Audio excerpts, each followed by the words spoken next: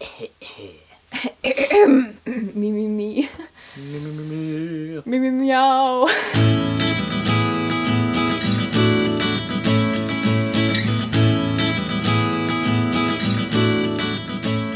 Hey everyone! Hello, It's Victor here, and Dan. hooray! Dan is here. Today is our first episode of Gender Talk, which is going to be a kind of sort of gendery discussion Yeah. series. Sort of Yeah. informative, hopefully informative. Hopefully. That's what we're aiming for. But basically we're going to cover the general things people tend to ask me, especially on Instagram DMs, which I have so many, I'd never be able to go through all of them. So this is kind of saying sorry and answering your questions in the best way I possibly can. This will be very trans-masculine biased because this is only what we can speak for. Yeah, because we can really only tell you about our experiences personally. So obviously, like, things we're saying won't apply to everyone. No. And they will be, like, significantly biased towards, like, masculine identifying people. Yeah. So that's just a kind of about that. pre-warning for anyone that, you know, we won't be able to speak for trans women or feminine presenting people because you know, we just and obviously aren't that kind of person. So. Everything we're saying won't apply to everyone. Yes. It's just what we think. Exactly. So the first one, which is a big one, which we always get asked, is how did you discover you were trans?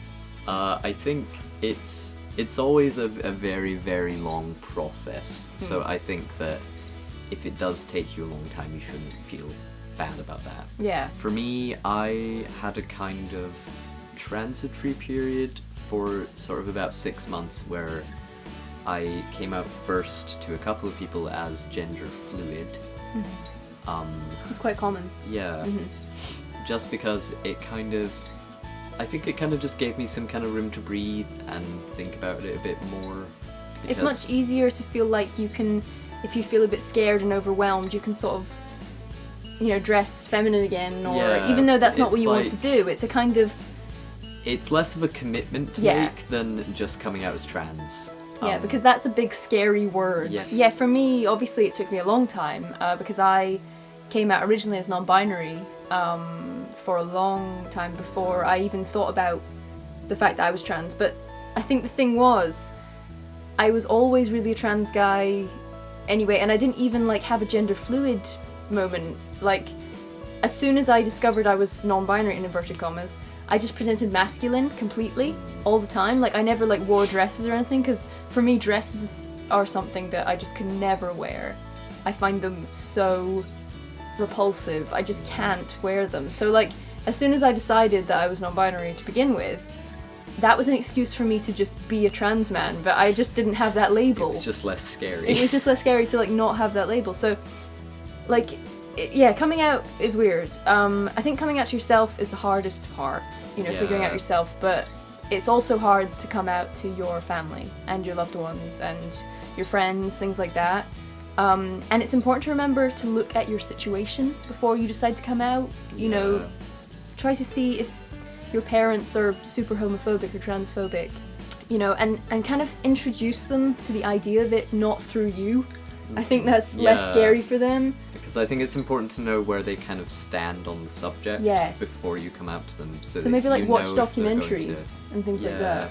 So like, you know, if they're going to react really, really horribly. I've heard some horrible stories about people coming out and being thrown out, and it's always better to err on the side of caution and make sure you're not putting yourself in danger. Yeah. I think that you should definitely not feel like bad for not wanting to come out, like, because I know there's like a lot of pressure there is on everyone that you have to come out. Yes. Or you're like not trans enough or not queer Yeah, enough. exactly. But I think like there's no such thing as not trans enough. Yeah. If it's not safe for you to come out, then you shouldn't feel bad about that. You should do whatever you feel is right for you. Exactly. But coming out can be a wonderful experience if you have a supportive family, because it means you can start, you know, starting your journey, and, you know, people will change your name and your pronouns, and it can just feel very validating and great to have your family on board with that. But it doesn't change who you are. If you decide to come out, or you decide to, you stay in the closet, then you're still you. You're still just as valid. Yeah, like it's not gonna change who you are if you don't come out. The next one is, I'm experiencing dysphoria. How can I deal with it? Okay, so we're talking about like obviously dysphoria that we experience personally, because we can't, like we said at the beginning, we can't speak for people that experience other kinds of dysphoria. So these are just things that personally helped us feel better. Exactly. Well, binders are the biggest thing. That's for chest dysphoria. Basically, they're kind of compression vests that you wear under your clothes, and that just flattens this whole area. They can be quite, well, I don't know if dangerous is the word, but if you wear them for too long, it can cause back problems. So you've got to make sure you restrict how long you wear them for. I think it's about 8 hours. Yeah, I think 8 hours a day. Yeah. Obviously, there are some situations where that's not possible, which is not something I'm advocating for. No. But I know when I was at school, I got dressed, because I lived really far away from my school. I got dressed at maybe 7 and got home at 5. So that's already, how many hours is that? I don't know how many hours that is. I don't know, that's a lot of Too hours. many. And then if I was doing anything after school, I wouldn't get home till much later, so it's you should always try and be as safe as you can, but it's just not always possible. It's hard if people are working long shifts at work and stuff as well, and you've got to travel there and back, and it's not like you can just suddenly just take your binder off, Yeah. And just make sure you practice safe binding in terms of how long you wear it, as well as what kind of binder you have. Yes. Don't bind with bandages ever. Never. No Don't bandages. Do it. You'll make me cry. Yes, we will. We will both cry. And also, don't do what I did when I was 15 and buy a cheap binder from Hong Kong on eBay. No, that they're will bad. Break your ribs. They're very bad. They aren't. They're they just aren't not well safe. designed. They're not safe. GC2B, I highly recommend them. Those are the binders that I've used. Underworks are good as well. Underworks are good. I think GC2B are much better. I think so. I think Much more GC2B comfortable. have been designed for non-binary people and transmasculine people. They've actually, aren't they run by a trans person or a non-binary person? The company's owned by a non-binary person, Yeah. and there are a lot of trans people that work there. So they actually have designed these particularly With for us trans in people, mind. whereas Underworks have actually designed them for cis guys that have that. Gynecomastia? I don't know how to say it. Basically, when you have excess kind of flesh around that area, so it's not actually designed for trans guys. So it's much better to go for GC2B. We'll put a link in the description to their website so you can check them out. Other kinds of dysphoria, male dysphoria, packers are a thing. Yeah, iPack. iPack as well. Packing Yeah. is putting anything in your pants to make it look like there's something there. Yeah. You It doesn't don't- need to be a proper packer if you Yeah. can't afford one, or if that's not something you're willing to A lot invest of in at the people moment. use socks Yes. and other things like that. Socks basically Rolled up. have we got a sock to demonstrate? Would you like to demonstrate? Okay. Okay. I think people do it different ways. Yeah. But the way I've always done it is you kind of roll it up like Yep. that, and then you kind of tuck that bit in, Yep. something like that, Yeah. and then you just put it in your pants. Like that, kind of. Well, I actually do it a Great. different way. How do you do it? I do it like that, Ah, so that it's that. So I just put it inside out, but I make sure it kind of has that shape. That's how I do it. And then you basically attach that to your boxers with safety pins on the outside. so it doesn't fall out. Just careful when you're putting safety pins around that area. But yeah, you can actually get proper packers, which we can put a link in the description to as Yes. well, and advice for those and things like that. But yeah, that's not everyone packs. That's a kind of, it's a very personal choice Yeah. to want to pack or not, because some people don't experience dysphoria down there, and that's totally fine. Like we said, dysphoria is different for different people. But for me, it just gives me so much more confidence when I go out,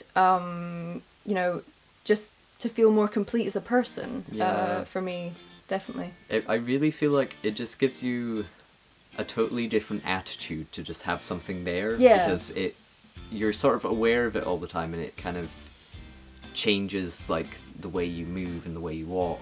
It's weird. It's just because you're aware of having something there, you're kind Yeah. of conscious Like, of. I've always felt very, like, self-conscious and kind of, even though Yeah. nobody would even, like, notice, really. Yeah. Like, it's just for me, personally, like, I feel, like, uncomfortable. Yeah, it's because without when you doing know it. it's there, you just feel like much more confident. Yep. And it's interesting to know that sometimes you might not even know you experience dysphoria until you try binding or if you Yeah. try packing. That's the kind of weird things, because I remember at the beginning of me figuring things out, I actually tried Dan's binder on Yeah. because I just was curious. And then when I put it on, I had this revelation. It was like that bit, you know that bit in Ratatouille where he like eats the ratatouille. It's Anton Ego, right? Eats the ratatouille and he goes whoa, and he goes back to his childhood. Well, like for me, it was all, I mean, entirely different, It was really. exactly like that. Yes. For me, like as soon as I put it on, I just felt like I couldn't stop smiling at my reflection in the mirror, and it was so weird for me because I never liked the way I looked, and I always felt super self-conscious, and I didn't really know why. And it was only after I tried binding did I realize that like, okay, this makes sense now. You suddenly realise what was wrong. Yeah, because I think some people, like me, you can be blind to what makes you unhappy. You just kind of go through life going like, oh well, I'm just a bit sad all the time and I don't really know why. And then, like, I think after I've started figuring out my gender, I've actually found true grounding within myself and happiness. Yeah. Another thing you can do for dysphoria, if this is a thing that applies to you, is working out, making your arms bigger, things like that. Really, really helpful. Yeah, I mean, me and Dan have both done that. We share weights. We do. We only have one set of weights. So Yeah. We share. And chest exercises as well can be really good because that also deals with your chest dysphoria. You know, if you build up that area. Aside from like the obvious effect of building muscle and looking Yeah. better, it's something that just makes me feel manly when I do Yeah, it. me too. It's such a huge confidence boost because you feel like, oh yeah, And it's so manly. it's actually good because when you do actually work out, your muscles are much bigger than they are when you like stop, like from when the Yeah. beginning. Because They basically get that kind of is swollen. that is the definition of pumped. Because Yeah. they do, like they actually fill with much more like blood and like Yeah. you know, they actually get kind of So I can recommend Bigger. working out in front of a mirror. yeah, definitely. Oh, Definitely. but don't wear your binder when you're working out. No. Binders, no, because you'll hurt your back really It's a very bad idea to exercise in your binder. Binders in general, don't do too much like physical exercise that requires a lot of back movements And or also, lifting. like, anything aerobic because you can't really breathe properly in a No. binder. Okay, the next one is I keep getting misgendered. How do I deal with it? This is a very difficult one because you don't Yeah. really lose that feeling of like I- inner kind yeah. of like the stab to It the heart. never really actually hurts less when it happens. Yeah, it's just how you deal with it that Yeah. changes. But I think what you have to realize is that people's words don't change you. Like, just because someone is ignorant about the issues doesn't mean that you're not trans. You know, Exactly. doesn't mean you're less of a boy or less of a girl, you know, or less non-binary. You know, it's just people will say stuff. People say a load of crap. Yeah. Like every day. Like people say the weirdest things. Like it doesn't mean you're a flying elephant if someone says you're a flying Exactly. elephant. I mean, that would be cool, but you know, I think just have strength in your own identity. Yeah, I think definitely because when you don't believe in yourself and you don't feel confident, that's when people get to you when they misgender you because you kind of believe them. Yeah. And I think that makes it much harder if you don't feel in yourself like that you look like a boy Yeah. or you look like a girl. Yeah. Then it's much harder because you're kind of always waiting for people to say it because Yeah. you're thinking it yourself. Yeah, exactly. So I think just really building your own confidence Yeah. and feeling good about yourself so that when it happens you can go, you know what? That ain't true. Yeah, exactly. I don't believe you. I'm a boy, but I like to wear makeup and feminine clothing. Is that okay? And yes, there's a huge pressure on trans guys for some reason to be like these really like strong looking like Yeah. shaved head. You have to basically be tattooed. like the epitome of manliness. Yeah, or you have to people be don't man. believe you. You know, like it's really sad because expression is huge. You know, like, Yeah. it can be anything you want. You can wear makeup, you can wear dresses, you can wear heels. Trans guys can do drag. Don't say they can't, because they're still boys. That's the point of drag. This is the point. Like, trans guys are guys. You know, every rule you give to cis guys, apply them to trans guys. This is the thing that I wish people would just think about for a minute. Yep. You know, and the same with trans women. And non-binary people need just as much respect in how they express themselves as well as guys and girls. I feel that there is this pressure on non-binary people to be, you know, for them to look non-binary, if you know what I mean. Like, so for them not to look like a girl or a boy, like this I feel ultimate like androgyny. I mean, it's much harder for non-binary people to kind of prove their gender to people, I find, because, you know, I've known non-binary people who like have their hair really long, and in the birth kind of gender they've been given, that would be seen as a feminine thing and actually makes them no different from a girl. That's what people think, but actually, like, having long hair doesn't really change your gender. It's just your choice of hair. Like Boy in a Band, for example. His Yeah. hair is magnificent and long, and he is a boy. Like, so why do we give him the kind of like, oh, but he's a boy with long hair, but we don't let trans guys have long hair? That's the crazy thing, is you'd never say something like that to a cis person. Like, Yeah. you wouldn't walk up to, like, a guy like Orlando Bloom Yeah. and go, "You're not a boy, are you? So you have long hair." Yeah. It's like, you realise, when you apply it to cis people, you realise how stupid it is. I don't feel like a boy or a girl, and sometimes I switch between the two. Is that normal? Yes. Again, yes. Yeah. Basically, like, gender is a huge spectrum. Massive. Like we said, the expression also comes into it. But it's who you... Like, gender is how you feel inside, you know? And however you feel inside, that's who you are. You know, so if you like a boy, like a girl, if you don't feel like either, it's totally fine. And gender fluidity is completely valid as well. You know, some days you might feel more masculine, some days you might feel more feminine, some days you'll feel agender. I have friends that are like that, and it's totally valid. I have to say that, like we said earlier, sometimes gender fluidity can be a transitory phase. I'm not saying it always is. I'm just saying that it's a phase. I'm just saying that for us some personally, people, it that's what can happened. be, and I think you need to really carefully look at if you're doing this for yourself, Yeah. or because you think it'll be easier 'Cause if for other people. You are gender fluid and happy, then yes, you are that's a good. happy gender fluid person. But if you are gender fluid and not happy, and sometimes you wish you could be more on one side or more agender, you know, then you might have to rethink it.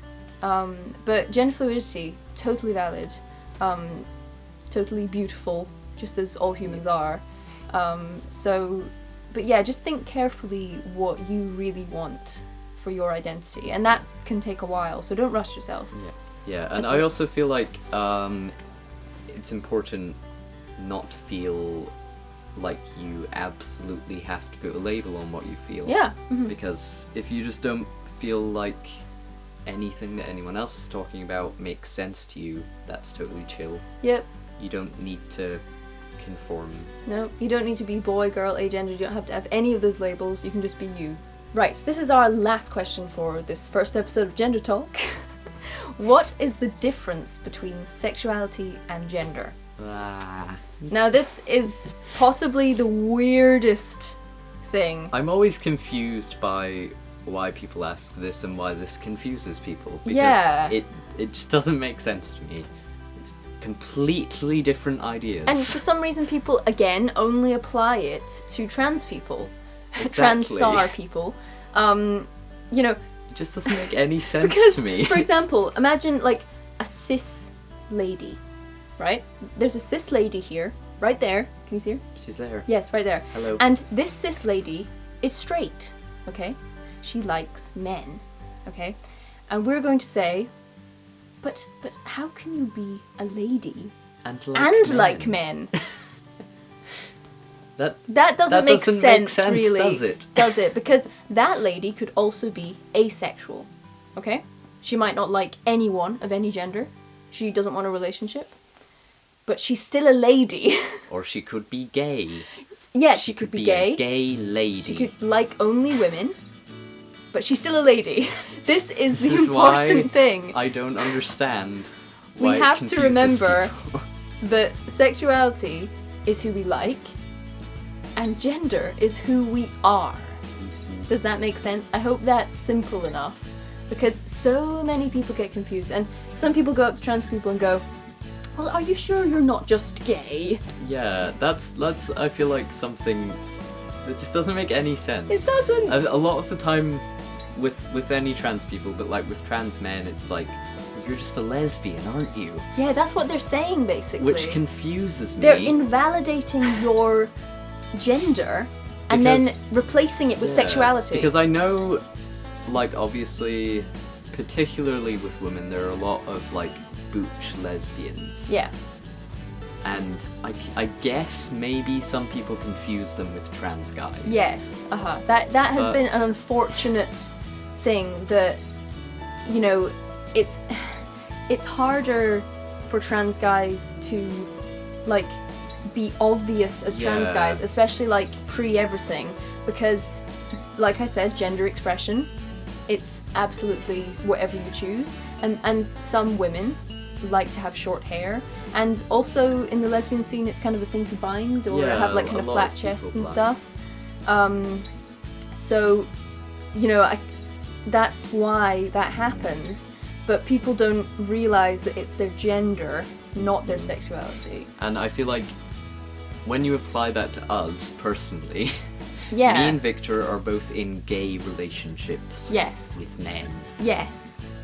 So no, I'm not a gay lady. No, It exactly. wouldn't make any sense. Dan O'Reilly. I'm not a gay lady. 2017, I'm not a gay lady. So, yeah, if those weird people who are saying, are you sure you're not just gay, their sentence would not make any sense No. because we are in relationships with men. If they So thought we were no. women, if that's what they're saying, then no. Which is kind of that's really what people are saying when Yeah. they ask that question is, I don't really think you're a boy. Yeah, they're basically invalidating your gender, and it's this whole kind of, like, sad thing that unfortunately trans people are not given the same stage as cis people. You know, they're not given all the same rights, the same respect, and that's very sad, but that will change. You know, it's just sadly something we have to put up with at the moment, and we have to fight for it, and fight for our rights as human beings. Honestly, like, just continue to be yourself, and, you know, don't let the people get you down, don't let the haters get you down, you know, and we're here to be your We will brothers. be your honorary Your brothers in arms, your trans brothers, to help you out, and hopefully we can help you in more videos. But this is the end of episode 1, Gender Talk. Yeah, I think if there was anything you think is important that we didn't already cover, Yes. you can comment on this video and we'll do another one. Yes, definitely, because If we'd like to you make want this a us to. series. Yes, if you want us to. And if you have any advice for other people, if you're going through the same things and you want to share, leave it in the comments as well. And we will see you next time. Bye-bye now. Bye guys. Goodbye. Bye now. Bye-bye now. Can I stop smiling now?